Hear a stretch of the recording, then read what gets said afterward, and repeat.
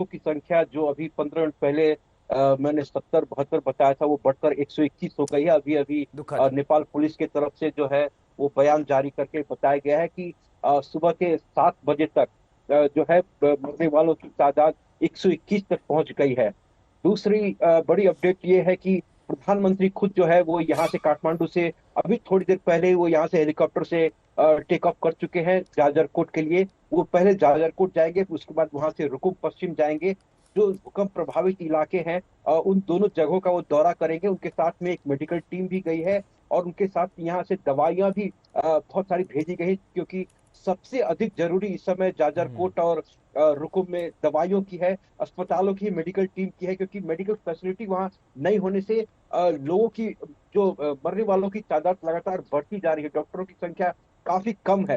तो काठमांडू के अलावा जो है सुरखेत जो है वहाँ पास का एयरपोर्ट भी है और वहां से मेडिकल फैसिलिटी भी अच्छी है। तो अब कई सारे घायल जो हैं, जो जिनकी हालत बहुत ज्यादा गंभीर बताई जा रही है, उनको सुरखेत भी लाया जा रहा है। सुरखेत के सारे हॉस्पिटलों को जो है वो स्टैंड बाय पर अलर्ट कर दिया गया है। और प्रधानमंत्री के साथ जो टीम गई है वो अब लगातार वहीं पे रह के काम करेगी। और अन्य जगहों हम्म। पर जैसे जैसे वहां से खबर आ रही है कि हाँ इस जगह पर भी नुकसान हुआ है, उन सब स्थानों पर जो है इन दोनों जिलों के और आसपास के जो अन्य जिले हैं उन सभी जिलों में अब रेस्क्यू टीम नेपाली सेना और नेपाल पुलिस का जो रेस्क्यू टीम है उसको भेजा जा रहा है। जाजरकोट के अलावा सबसे ज्यादा प्रभावित हिस्सा कौन सा है पंकज? कौन सा वो जिला है? दो ही जिले नहीं होंगे, जाजर और भी हिस्से होंगे। बिल्कुल बिल्कुल, जाजरकोट के बाद जो सबसे ज्यादा प्रभावित है वो रुकुम पश्चिम जिला है। वो भी बहुत ही ज्यादा दुर्गम जिला है, रुकुम पश्चिम जिला, जहाँ बिल्कुल जो मरने वालों की तादाद है वो जाजरकोट और रुकुम की बिल्कुल लगभग समान बताई जा रही है। कल रात से ही जो तादाद आ रहा है वहां से मरने वालों की तादाद वो लगातार समान है। तो इस तरह से ये अंदाजा लगाया जा सकता है कि जितनी मुश्किलें और जितना नुकसान जाजरकोट में हुआ है उतना ही रुकुम पश्चिम में भी हुआ है। ठीक है पंकज, आप जुड़े रहिए हमारे साथ, आपका फिर से हम रुक करेंगे।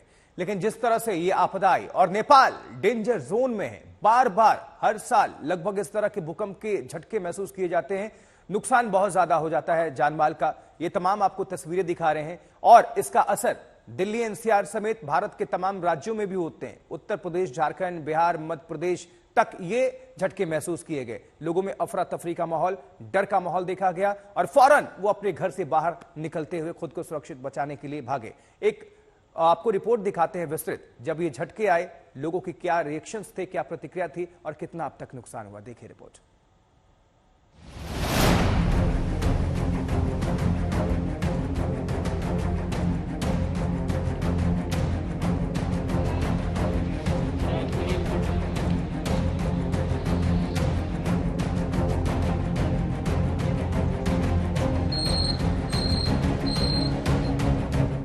भूकंप ने एक बार फिर नेपाल को हिलाकर रख दिया है।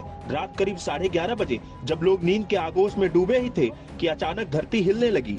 भूकंप इतना तेज था कि इसके झटके दिल्ली एनसीआर तक महसूस किए गए।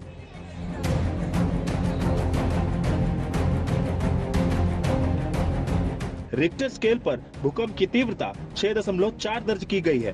भूकंप का केंद्र नेपाल में जाजरकोट जिले के लामीडांडा क्षेत्र में जमीन से करीब 10 किलोमीटर नीचे था। करीब 1 घंटे बाद दूसरा भूकंप आया जिसकी तीव्रता 3.5 दर्ज की गई।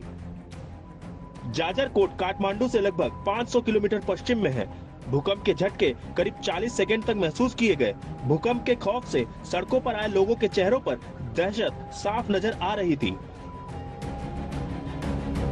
नेपाल के गृह मंत्रालय के मुताबिक जाजरकोट के अलावा दैलेख, सल्यान, रुकुम पश्चिम और रोल्पा जिले में भूकंप से जान माल का भारी नुकसान हुआ है। रात 3:30 बजे तक मलबे से करीब 24 शव बाहर निकाले जा चुके थे। सोते हुए लोग मलबे में दब गए। मरने वालों की तादाद लगातार बढ़ रही है। भूकंप के झटके यूपी, उत्तराखंड, बिहार, झारखंड, राजस्थान, मध्य प्रदेश, पंजाब, हरियाणा और दिल्ली सहित पूरे उत्तर भारत में महसूस किए गए। नेपाल में आए इस भूकंप से पूरा यूपी हिल गया। हालात का अंदाजा इस बात से लगाया जा सकता है कि सिस्मिक जोन 3 में आने वाले लखनऊ में एसडीआरएफ जवानों की छुट्टियां रद्द कर दी गई हैं। धरती हिली तो लोग अपने अपने घरों से बाहर निकल आए। सड़कों पर भीड़ लग गई। लोगों में इस कदर दहशत थी कि रात पटना में लोग पूजा अर्चना करते दिखे।